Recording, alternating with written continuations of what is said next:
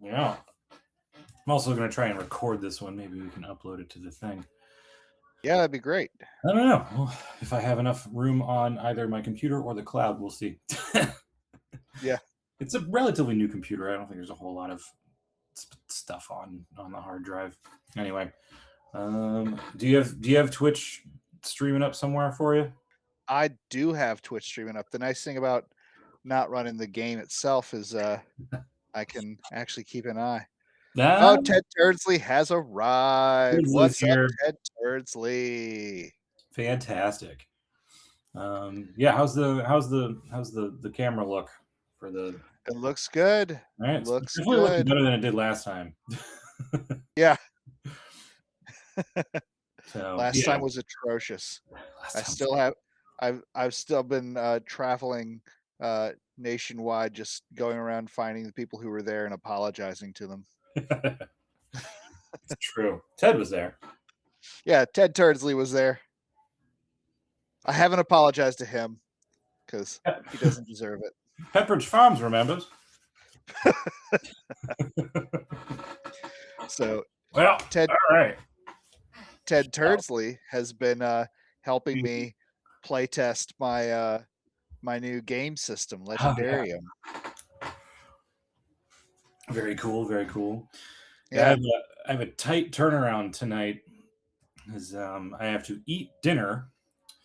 And then I'm going to the Alamo to sit in for the 5th and 6th episodes of Twin Peaks: The Return. Nice. What's up? It's kind of funny. What's that? It's kind of funny. Has rolled up. Steven.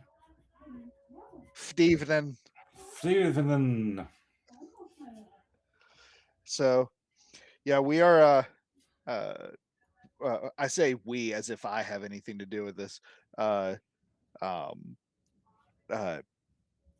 Will is working on the new pages of issue 4, and this one of the cool things about issue 4 is it actually starts Stephen Alexander Bartulowitz.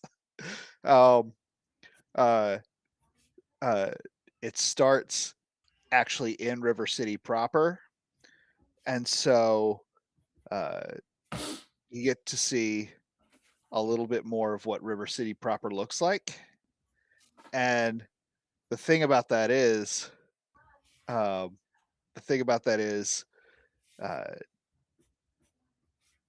like, I feel like most of the architecture you'll find in Richmond that is actually like signature to Richmond is in either the Fan or maybe Scott's Edition. Or like there's some, like, anywhere in downtown really is a bit more signature with Richmond's kind of old, dilapidated Victorian style architecture. And so with this one, you'll get to see just a little bit more of that, because most of what you're seeing in Southtown is not really something that's going to make you feel, oh man, this feels like Richmond. Because most of the people that are reading this are probably not from the part of like South Side that in which that takes place, which is it is definitely very much its own culture, but not the kind of culture you're really going to find in the architecture. Yeah, so I'll show you. See if I can get a panel out here. Let's see here. There we go. So that panel there, it's upside down right now. Yep. Now, because I know you, Will, I feel like I have to assume that 451 is a reference to something. Is it Fahrenheit? It is. So that street right there. That is that cross street in Scott's Edition where Vossen is. Yeah. It's like Moore and Lee or something. I want Yeah, to and I say. put a little V up here Yes. just in case.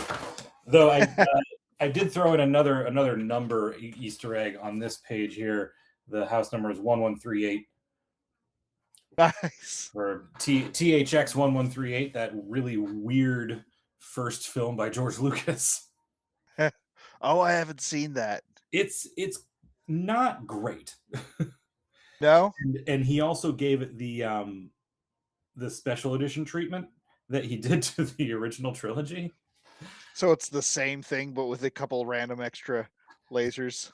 I mean, actually, it's got like a kind of egregious number of like Titties. well, there is actually nudity in that one, but but it's got an egregious number of like digitally inserted CGI. Nice. So it's weird. It's definitely a weird experience. It's you know it's got that anti-authoritarian like 1984 kind of like we are emotionless, we're not allowed to feel kind of thing. Yeah. And you know, also a young Robert Duvall. You know, R.I.P. that guy. Yeah. R.I.P. Robert Duvall. Yeah, is somebody going to take the Grim Reaper to task for this year? I mean, there are a bunch of people that really deserve it, who just keep on going. Yeah, it's You too big for a 12-year-old. Because Ted Turdley said, "Damn it." Ah. Ugh. All right. Yeah. Speaking of the whole like not allowed to feel type thing, I feel like one underrated dystopian gem is Equilibrium. I feel like everyone I know who's watched Equilibrium loves it, but it just came out maybe a little too close to the Matrix and has too similar a vibe. Yeah, and, you know, and it also kind of started the gun fu thing. Yes. I mean, I do like that movie. It also has the kind of what solidified Sean Bean as the guy that always dies. It's his second best death after Boromir. Yeah, I don't Like think that was I don't think that I was can a name you really another death. Huh? I don't think I can name you another death of his. Trevelyan in Goldeneye. Now you're just making up words. Dude, It sounds like a Kurt Vonnegut character. honestly, like no joke. So at church this past Sunday, we were I had to help with the sound check for one of the wireless mics and had to like go all over the sanctuary talking in it. They were like, "We're gonna need you to talk for like a couple minutes," and then my buddy he told me, he was like, "You know what you should do? Um, tell us something we don't know about the Lord of the Rings." and so and so it turned into like a solid 12 minutes of me just pacing aggressively around the sanctuary, going into like the history of Beren and Luthien and the story of how the necromancer had originally been to Vildo, the Lord of Cats, and how initially Tolkien had wanted that because he was developing the Silmarillion kind of as a mythology for England, how it was supposed to kind of represent why cats and dogs hated each other. I kind of love that. Yeah, it was great. But then he was like, you know what? Everything else in the Silmarillion is kind of horrifying, and this feels like tonal whiplash. And so, instead of that, we're going to make it the Necromancer. And it's like Tevildo was like, I think Tevildo was a more interesting character, but that's why we named our cat Tevildo. Right. It kind of reminds And me of the guy, the airplane engineer, yes, like explaining airplane like uh, thank you, baby. engineering and safety features, and then comparing it to some deep lore from Lord of the Rings. Dude, he's done like Hey, 9 different ones. He's done like 9 different ones that are all specifically. Oh, by the way, hello, a Catrabat. Hi. Um, um, he's done like 9 different ones that are specifically with relation to people posting videos complaining that planes are being held together with duct tape. Speed tape. Yeah, I know that from his video, actually. right. I love that dude. He's great. Yeah, he's like every video ends with him like, well, yep. Yep. Him, and I love the dude who will play drums to like emo or metal intros over like different scenes from stuff, and like 9 of the ones he's done are from Lord of the Rings. Those are fantastic. They are. He should drum to the 10-hour version of They're Taking the Hobbits to Isengard. All right. Mr. Mister's having a bad night. Indeed. Yep. This is a character that has been referenced at the end of issue 3, and we are going to get a little bit more of a look into who they are at the beginning of issue 4, and things kind of come together through that. No spoilers, but it's not what you think it is. But right.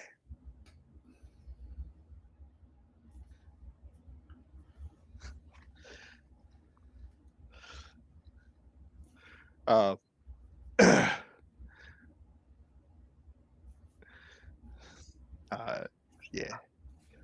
Those eyebrows are too angry. He needs to look more sad. Yeah. This is a character. It's fun when I deep dive into, like, whenever I decide where a character might be from, I end up like sort of deep diving into the etymology of like culturally and stuff before I even decide on what that character's name will be. So that like a lot of times when I write these like little side characters who like if they have a name, I'll do a little bit of a deep dive to kind of understand. So they all like, I know basically what the meanings of their names are. And this character here is Georgian, not from the state of Georgia, but from the country. What kind of they ask you to mind your P's and Q's? His name's Billy Ray. that was an episode of Community when oh nice. It was the Model UN. Oh yeah. And Troy gets Georgia. He's like, "Is that all right if we do accents, sugar?" And he's like, you know they mean Georgia the country, not the state. And then he rattles off a bunch of facts about the country of Georgia. And we kind of ask you to mind your P's and Q's. Great. Good stuff. Maybe one day I'll give it another shot at getting into that show. I really enjoyed the first season a lot. And by halfway through the second,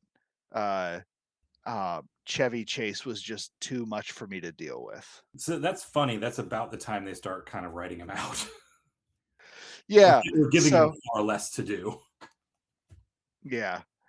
Because he was just like, God, he's unbearable. He really is.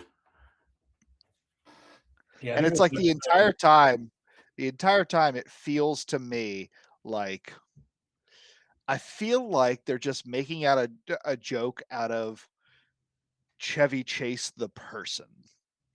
And it's like, it doesn't feel like any of these are jokes. It all feels like what he'd really be fucking saying. Yeah, I honestly think at a certain point the script just says Pierce says something racist. Yeah, it's And like it's yeah, not even written, he just says it. it at a certain point, it's not even calling him Pierce. It's just Chevy sees a black woman and go. And scene.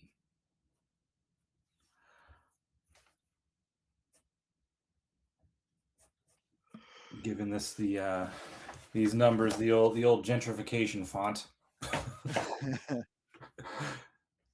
Have you noticed that? It's like every Airbnb has those like slim Arial letters or numbers. Okay. I was gonna say, as they look right now, it's looking very much like very similar to like the uh the street address on uh the uh the place where I lived when I first moved out of the home, which Oh, was at the time, super not gentrified area.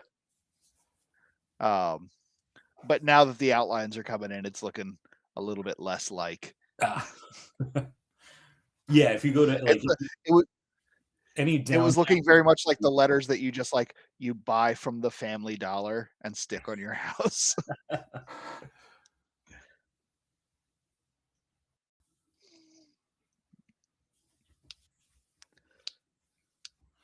the future of Ring cameras. The future of Ring cameras. There is such a temptation when it comes to writing cyberpunk fiction.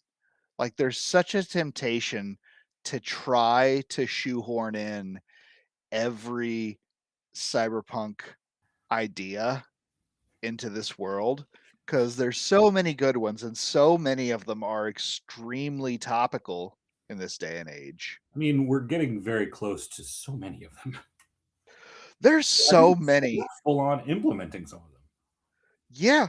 I mean, we have straight up like prescription glasses with AI in them. And uh, yeah, I mean, people are getting products delivered to their house by a drone. Oh, And apparently DoorDash is trying that out yeah. with what looks like a little like remote controlled baby carriage that has your food in it. And one of the one of the artists I follow on Threads or Instagram, Ben Templesmith, he did the artwork for 30 Days of Night. Okay. He was like, kick them over and do your due diligence. Yeah. Just cripple them right there. Like they can't flip themselves back over. Dude, so Sam Altman had that quote about how uh about how AI takes up less energy than feeding a human for 20 years. Did you see that? I did. Yeah. And like first off, like there's two things about that. One, that is incorrect. Um the dude who uh with Nerdist was doing all the like the science breakdowns of like Marvel comic shit in movies and stuff.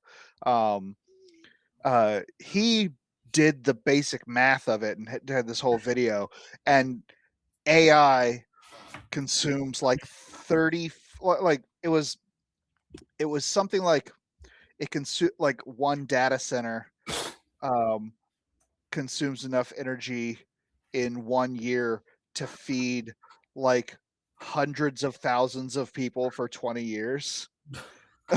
Jesus. um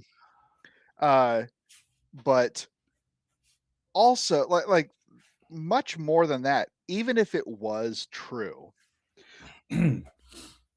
you are still feeding and providing energy for those humans for 20 years even if they aren't working, because the human is still there. Unless Sam Altman's ideal future is one that doesn't have humans in it. Like, you're still feeding and supplying energy for the humans, even if they aren't working for you. The Good Lord. difference with AI is like, we could just shut those down and not also provide that. There was something that he said. He said something like, of course, he was, Jimmy Fallon is a little, whatever you want to call him, enabler of just anyone who's willing to give him money.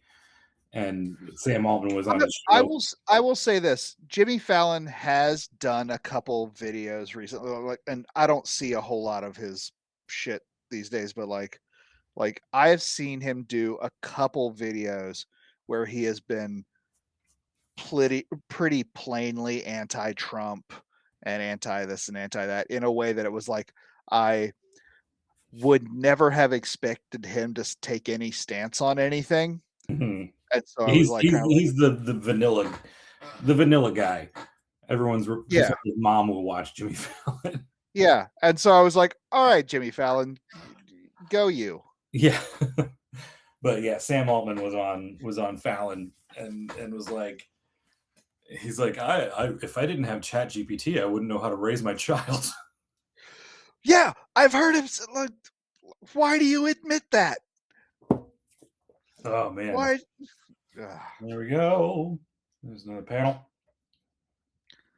Hell yes. Fun stuff. I love a cyberpunk future that still has brick, which feels very Richmond. Yeah. So I'm trying to like I'm pretty sure like the numbers will probably be glowing some sort of like purple or teal. And I wanted to put that like high tech like Neo ring camera out there to kind of give it the burst of dystopia that it's so. Yeah. I think what I was describing to you was neo-Victorian architecture. Yeah. Like I don't know, Richmond is the kind of place that decided to put a widow's walk on their house that's entirely landlocked. Like, my husband's out to sea. You are in the middle of the state.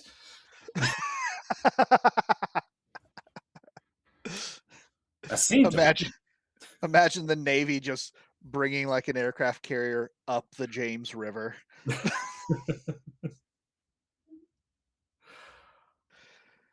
I just realized we have our tag for the or our title for the stream wrong. Oh shit! Really? Okay. I can fix it. It still says that I'm headed back to the passing Chrono Trigger. No.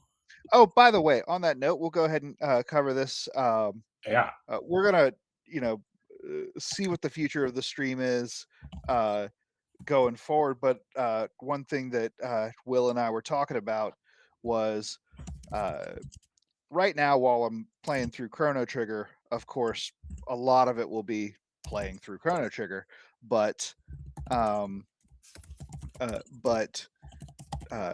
we're also going to do, on the first Tuesday of every month, we're going to do an art stream, so y'all can kind of check out and see what's going on.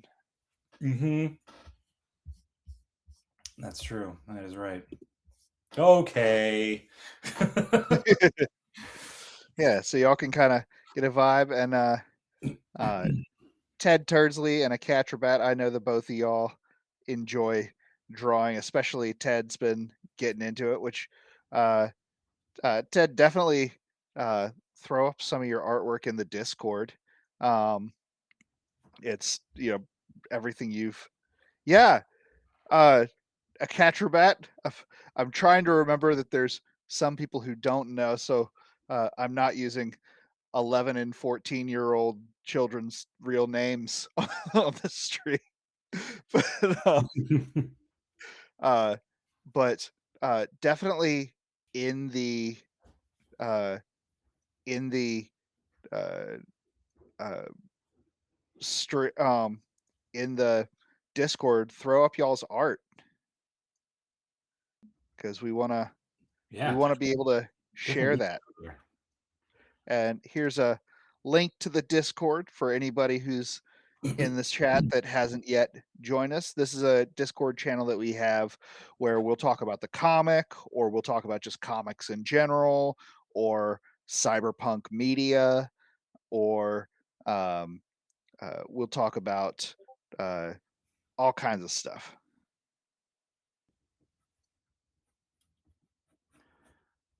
Yeah, the cyberpunk memes are pretty fun. Yeah, I use a lot of cyberpunk memes. A lot of times when it comes to cyberpunk memes these days, it can be hard to divorce them from current events. But It really is. yeah, but sometimes that's also why we need to be, deliberate about talking about things we love that aren't specifically relevant to that stuff, so that we can have a little bit of a reprieve and a regaining of any element of faith in humanity. It's true. Uh, This is supposed to I be saw. fiction, folks. So this is supposed to be fiction. Yeah. Catrabat, I saw that you joined. Thank you. I'll have to I'll clean up my language. I have a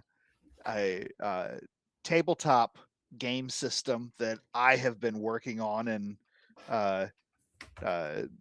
and developing. Ted and It's Kind of Funny have been helping me play test it, and this weekend I'll be doing another playtest and actually sharing it with another game master who's going to try running it for his own groups after he's sat with me and gotten a little bit of a vibe for how it feels. But before long, I might be able to share it in here, in the Discord. The only problem is I have been looking to try to find a way to develop custom character sheets, and everything I've been able to find online, I think it is designed for character sheets that you should be able to like interact with online. And so they are so complicated that like you genuinely have to know like basic coding to be able to develop them. And fun. So and so I'm trying, because like right now I don't have character sheets for my system. I know everything that people are supposed to keep track of, but people are keeping track of it basically in a notes app or on a sheet of paper, just like a college rule piece of paper. Steve, I don't think you have much going on right now at all, between work and preparing to move.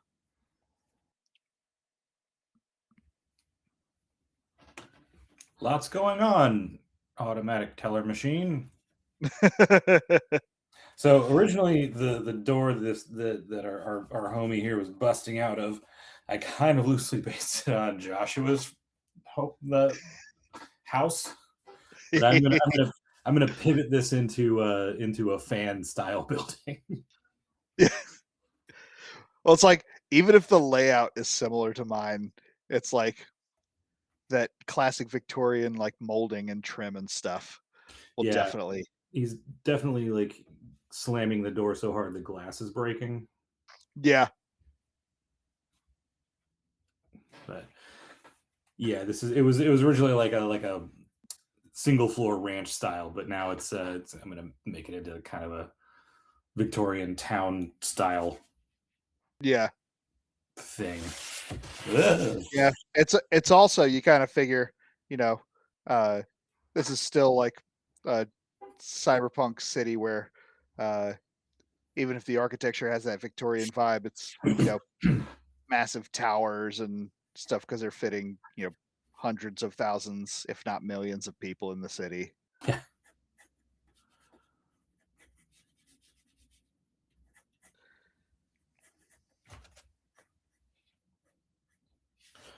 Yeah, I want to get a closer look at something else. I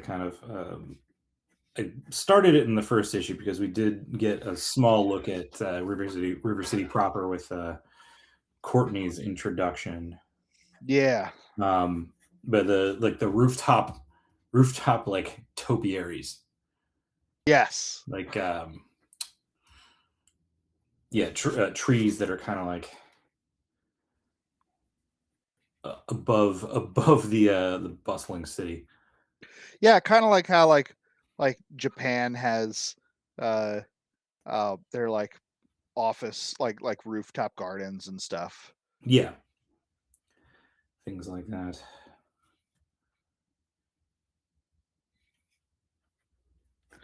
I had an idea for like in the streets of River City that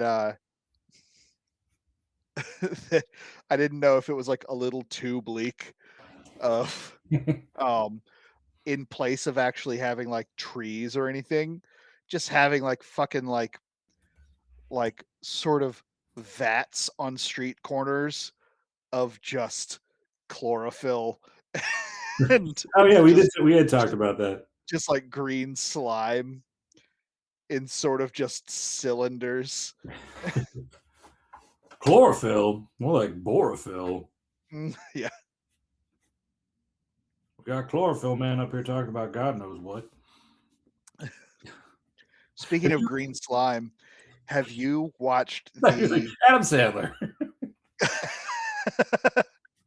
Oh, I've speaking actually of heard slime, that he is extremely nice. So yeah, like everything I've heard is that he's just like the most wonderful chill dude. yeah, he Um, well, he was at the JPJ over the summer and went to one of my friend's restaurants and just like hung out there. nice. Um, but uh, have you seen the new Toxic Avenger? I haven't sat down and watched it yet. I It's absolutely need to. so good. It was so good. I loved it so much. I also I knew that Peter Dinklage was in it, and I knew that uh, uh, that Elijah Wood was in it. I had completely forgot that Kevin Bacon was in it. Oh shit. Yeah, and as a matter of fact, there's some more in there too. Um, let's see, Toxic Avenger cast. Who else was in that?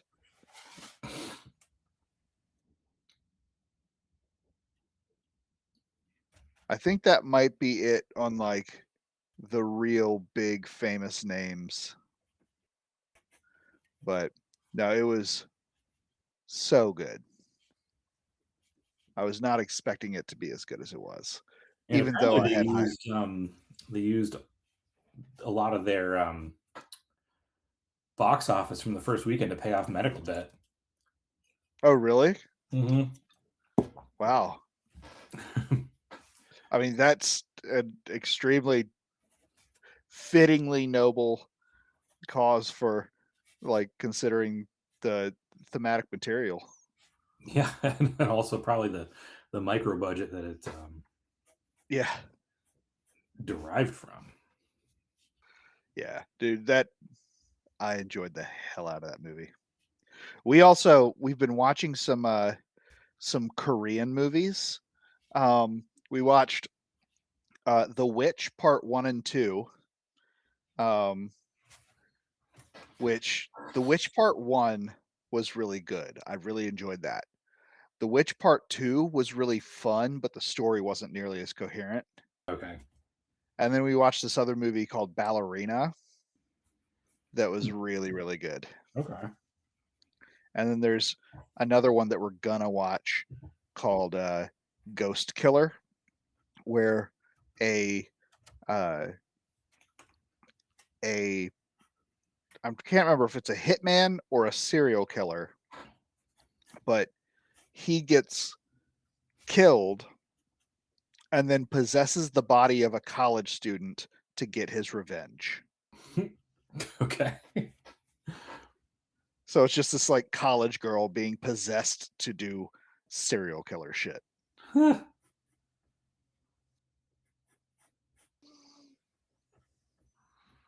Yes, all these pipes connect. Yes. We love a connecting pipe. I have been asked yet again at work today, hey, did you ever get like tested for autism?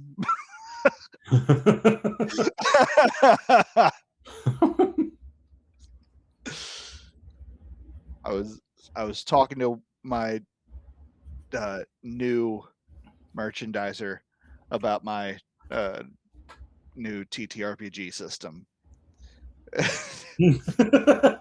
That was it. That's all he needed.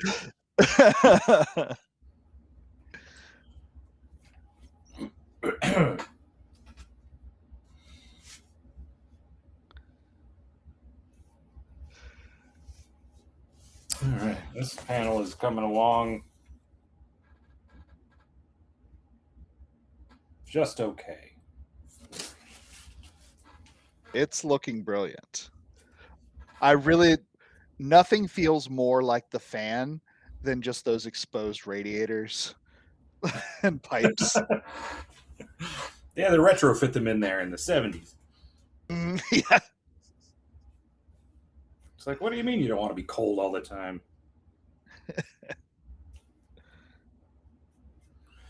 Yeah, all that like crown molding, very fanny. Yes. It's the fanny pack, if you will. I'm sorry.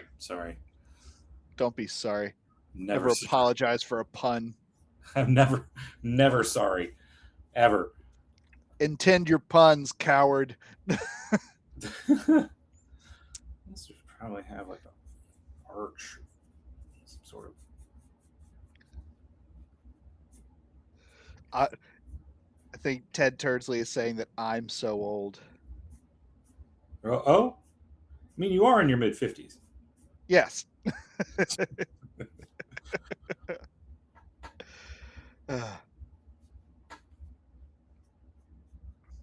Dude, the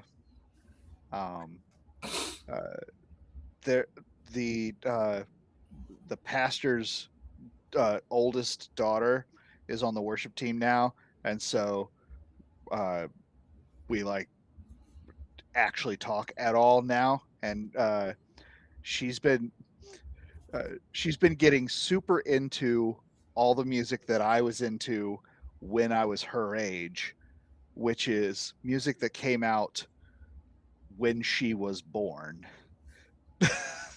And but it's so I am reliving my childhood as suddenly I'm finding myself back in conversations about Paramore and Flyleaf. Well, they're all on like tour again. Well, yeah, like I think Flyleaf. I'm gonna look this up now. I think they got Lacey back, which would be killer. Yeah. Lacey Sturm has rejoined as of 2022. So, sweet. Because it was like, I was not one of like Flyleaf was one of my favorite bands growing up. And as much as Lacey's voice is like absolutely incredible and her stage presence and everything is fantastic, but as much as all that is true, I always really, really liked all the rest of the band around her and not just her. For me, it wasn't always just the Lacey Sturm project. So I was, when she left and they got a new singer, I was like really optimistic because I was like, well, the rest of the band is still awesome. But then I heard what they were doing with the new singer, and it felt like they were just writing entirely new music that was just like as fucking generic as possible. It was so sad. Uh, There's a bummer. but yeah, it bummed me out. But it's kind of funny. I've been watching a lot of videos over the past like few weeks with Emily Armstrong. I really like her as a new singer. And like the new music, like the new album that they have, it's like it's not as good as their old stuff, like their first two albums, but it's more similar to those old albums than it is to like the stuff that they wrote afterward. Like back during their like our songs are mostly the soundtrack to Transformers movies. Uh, age. Uh, but uh so it's like it's not as good as the old stuff, but I like that it's more harkening back to that like OG Linkin Park rather than trying to do what they were doing when all their stuff was in this like at the end of Michael Bay movies. Like exactly, Steve, like that. Will, have I shown you that video of if Lord of the Rings was made in 2007? I think probably. I think And it's like the end of uh it's like the end of Two Towers where oh, yeah. um where Frodo and Sam are looking out over Mordor and everything, and then it comes in with what I've done, as it says, directed by Peter Jackson. Yeah, you did send me that one. Yeah, so good. Ted Turdsley, you are play testing a brand new tabletop system, and you spent half of the time there holding court about One Piece. So I don't think you get to call anybody else a nerd. One piece of these nuts. One Piece of these nuts. I feel like everything in River City and especially in Southtown is just like jerry rigged from power lines. Definitely in Southtown for sure. I posted a joke on socials today that has gotten absolutely no love, and I feel like it is I hope it's because no one gets it and not because people do get it and think it's stupid. Although it is stupid, but it's good stupid. I said that the proper term for a group of Potamians is a mess. I just got it. It's a Mesopotamians. God damn it. Oh.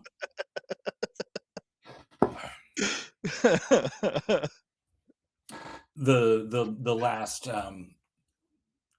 last 20 pages of issue 4 are going to be stick figures because you're going to be drawing them. Not sorry. I was listening to They Might Be Giants when I came up with that. Were you listening to Istanbul? It was We're the Mesopotamians. Okay. There was so we just finished watching all of How I Met Your Mother last night. Yeah. And Did they you stop properly about 20 minutes before the end of the show? it's actually only the last like 3 minutes and I was fine with it. It was Yeah. it was a solid 5. But I Yeah, did like that that whole last season is pretty fantastic. it is. The musical or the rhyming episode is fantastic. Oh, That is that might be my favorite episode of the show. oh, where the only way to get Marvin to calm down is to rhyme to him. Oh, and then Yeah, Lin-Manuel and Miranda. Lin-Manuel Miranda is just there. Yeah. Yeah, Yeah, that was but I like the way they structured the whole last season. I think I mean, it's not wrong. For a show about how I met his mother, he does spend a lot of time talking about Robin. yes. So, And it's also, I think part of it too that's a real shame is like it's like I don't want to be rooting for him and Robin because I really, really, really love Christine Milioti. me too. She's fantastic. And I think she pulled off the chemistry that Ted needs really perfectly. Yes. Um, She was an amazing character portrayed by an amazing actor. I need to watch Penguin so I can see her. Oh my god, Penguin is so good. It's also uh her character, Sophia Falcone, will alter your brain chemistry. Oh boy.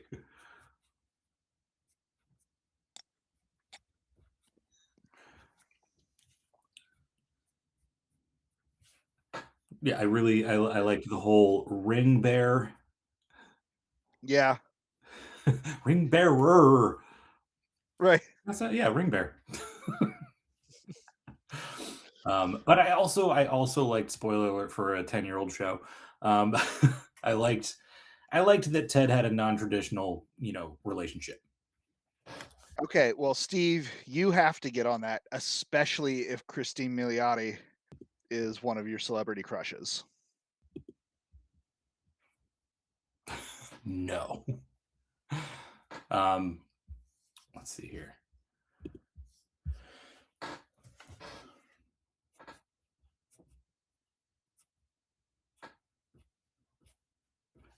She's also did you see Palm Springs?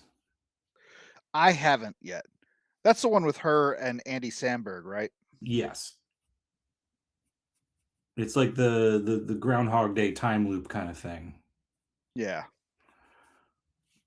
It's really good. Yeah? It takes like the absurdity of the concept of that kind of time loop and makes it way darker than Groundhog Day. Oh, okay. Because like Groundhog Day does have that kind of like it has that nihilistic segment where he's so disillusioned with not being able to get out of it that he like kills himself like 5 times. Right. Well, you only see it like 5 times. I'm sure it's probably way more than that. But Yeah. yeah, they kind of take that and kind of like punch it up for like modern day R-rated comedy. Okay. Let's see, Yeah. what is Palm Springs on again? I think it's on Hulu. And Andy Hulla. Samberg, what's that? Hulla. Hola. Andy Samberg actually does show some range too, which is good. Andy Samberg is a really good actor. Yeah. And uh I think he's also been like involved in a lot of really good stuff. Um like I As can't remember. ACAB as I am, I did love Brooklyn Nine-Nine. Yes, I love Brooklyn Nine-Nine. And uh like it's also the way that it treats the police force is basically sci-fi fantasy, like in terms of how unrealistic that is. But but um but yeah, no, it's like it also makes me much more appreciate like did you watch all the way through Brooklyn Nine-Nine? Yeah, I finished it. We finished it at least once. Yeah. I watched all the way through it and then Megan and I watched it all through together. Um but it is like I had like my favorite character in the whole thing easily with no contest is Rosa Diaz. Mm-hmm. Um and the way that they handle her character in the last season makes me just love her that much more. Oh yeah, there is definitely a season in there. It's sort of late, and I think I have it's I don't like to say it's a bad season, but it's not a good season. But it was after Chelsea Peretti left, and they kind of didn't know what to do to fill that character's void.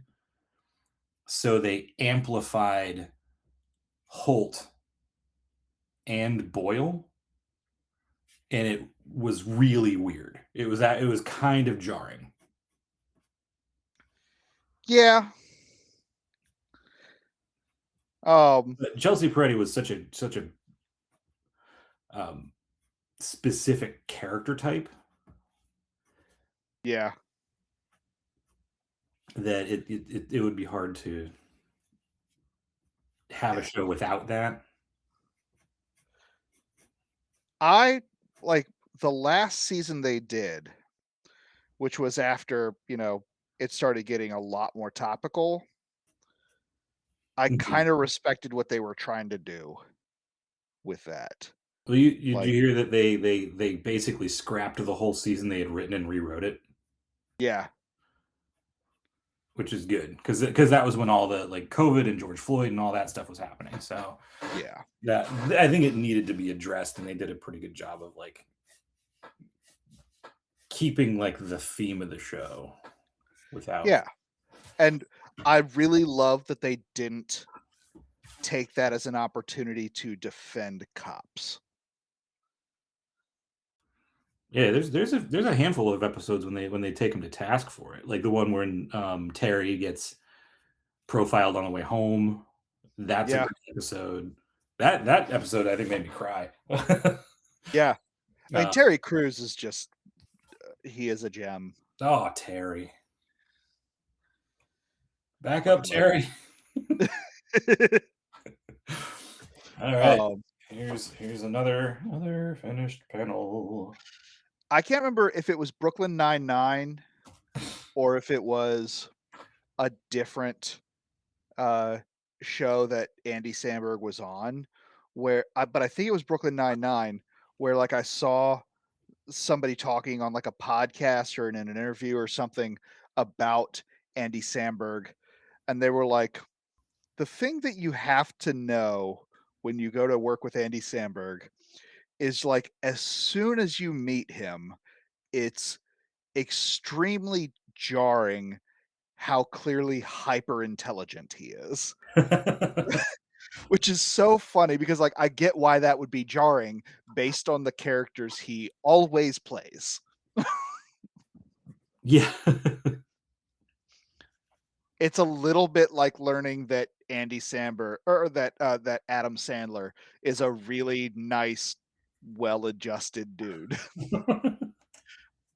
when when his specialty is maladjusted man children. Always. Mm-hmm.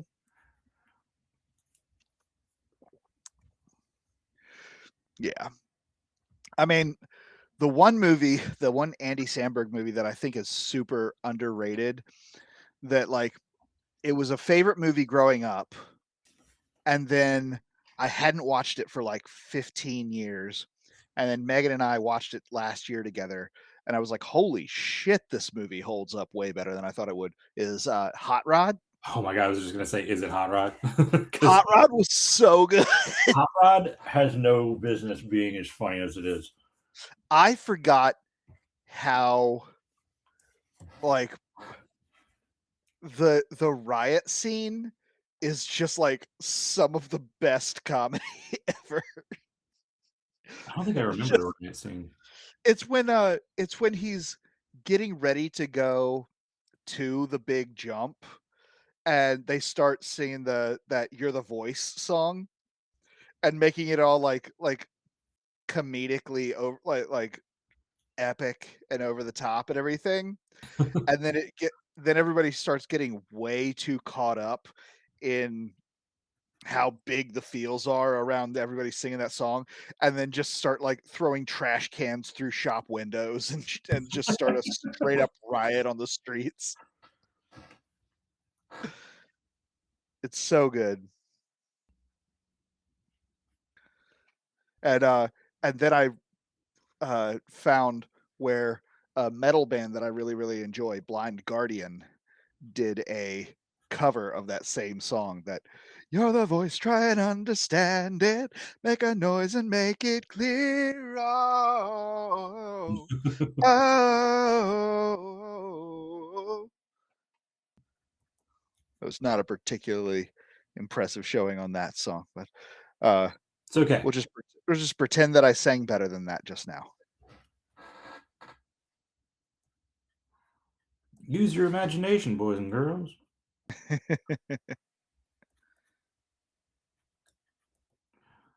You know, I might actually get very close to finishing this page tonight. Hell yeah.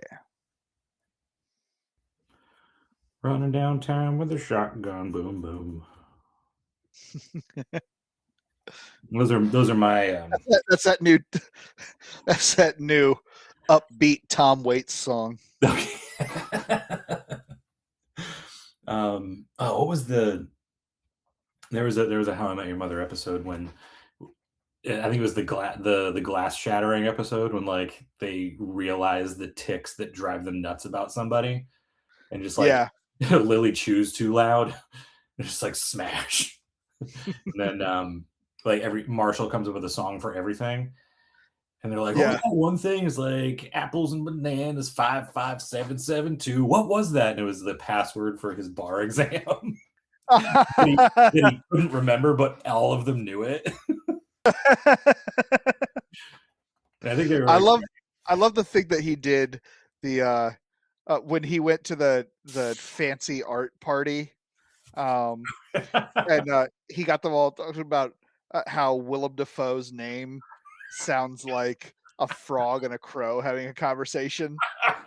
Willem Dafoe. Oh! Yeah, that was. And they got Peter Bogdanovich to do it at the end. Yeah. Like the acclaimed director of Paper Moon just being silly in an elevator.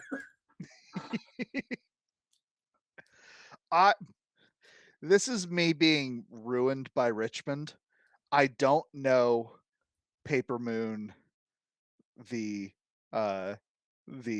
movie, but there is an establishment in Richmond called the Paper Moon. Paper Moon is okay. It is it's old. Tatum O'Neal. Are we talking about the movie or the establishment? I mean, probably both.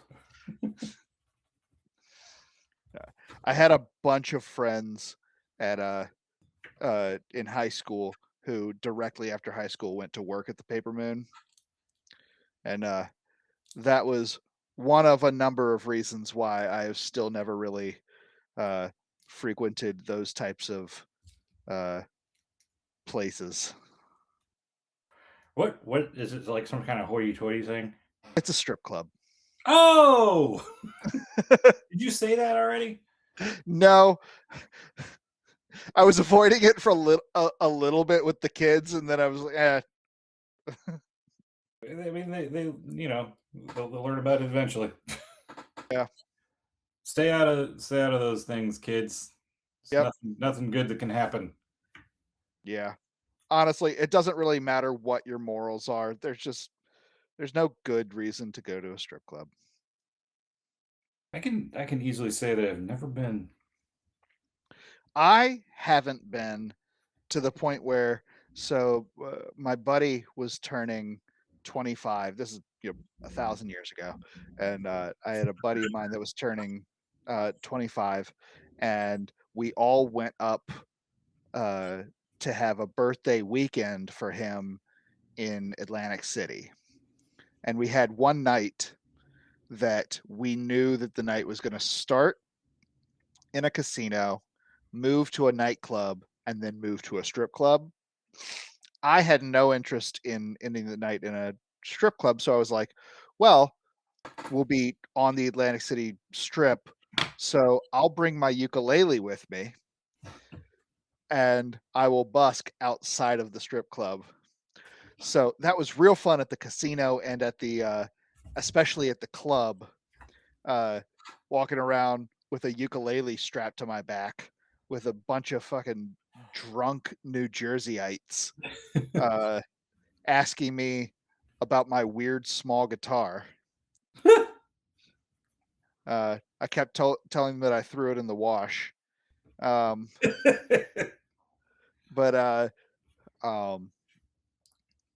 But so that was a fun time. But then at the end of the night, we get to where everybody's going into this strip club, and I stayed outside and played ukulele covers of 80s power ballads. And so while everybody else was blowing hundreds of dollars inside, I made like $60. Afterwards, everybody is like absolutely blasted and wants to get pizza on the way home. And I was like, I got this.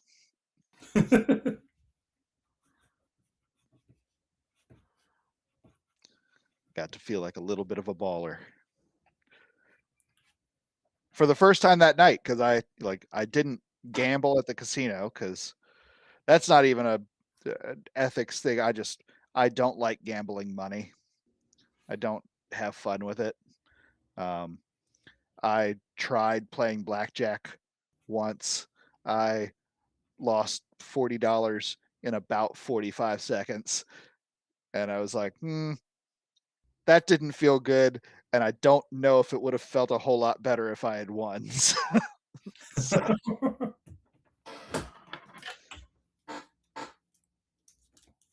I'm using Terrence. Terrence! Terrence is here. I'm rooting. Oh, God.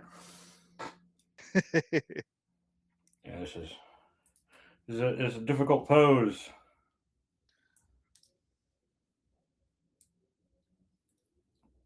Oh, by the way, guys, if anybody, let me go ahead and throw up a link. But anybody who is interested, we do have our new shirt in the Southtown merch store. We've got the Rat's Nest Glitch shirt. It's rad as hell. It is pretty awesome. I highly recommend anybody check that out who wants to. We're working on another merch design that we might have out here in the next couple of weeks that is going to be a little bit more political. But what we have for now is this dope ass glitch shirt that I think y'all will enjoy.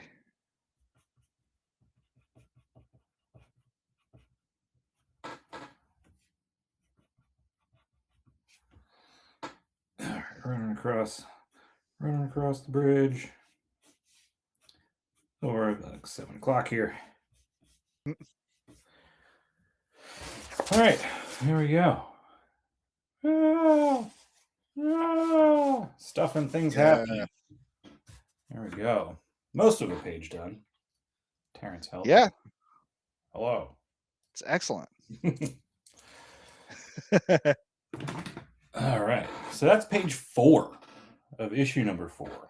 So yes, making steady progress. Yeah, like Wil is a champion with this shit. It's kind of funny. Steve says, knowing that page was blank an hour ago is insane to me. Well, it had the blue on it. So Yeah.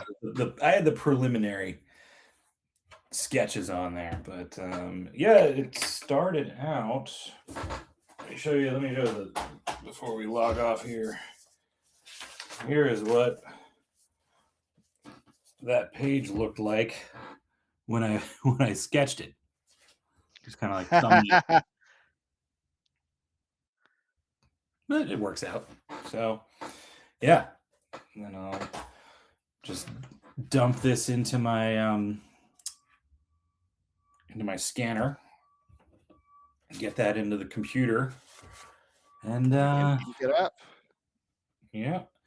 I'm gonna try. What I'm trying to do right now is get all the pencils, like kind of do everything in phases, and get like all the pencils done, all the inks done, and then into the colors and everything. So we'll see how that works. I may get bored and just go for it. Right. Starting this one, but I outlined everything, so the whole issue is all thumbnailed up and pretty much ready to go. So yeah, this one goes a little crazy. Yep, gets a little dark at some points. Because the other ones have just been, rainbows and more. Here's one of my favorite of the outlined panels.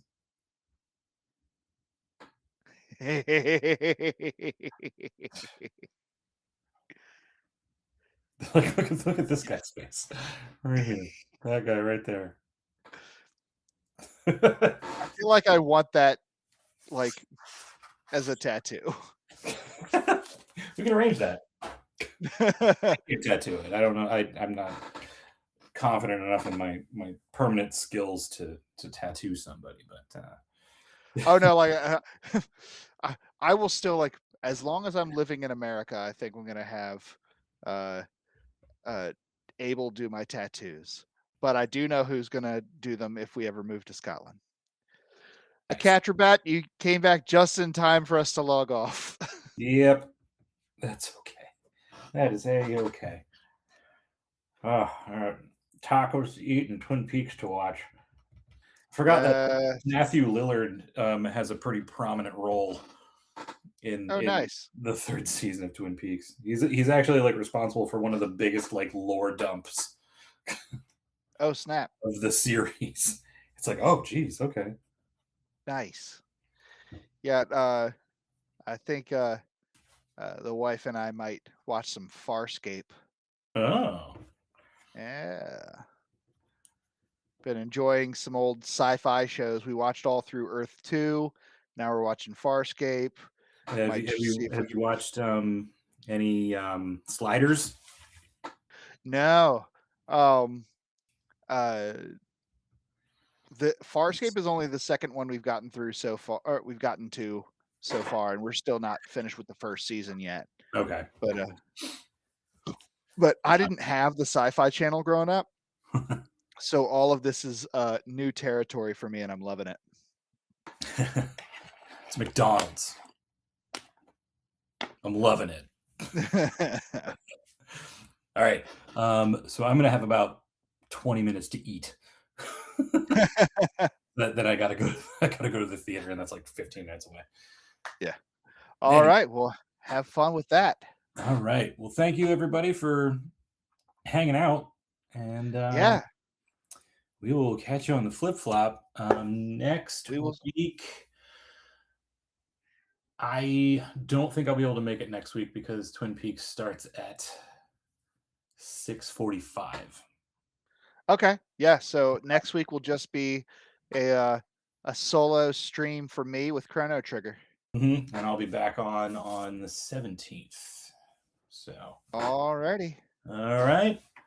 Later, folks. Logging off.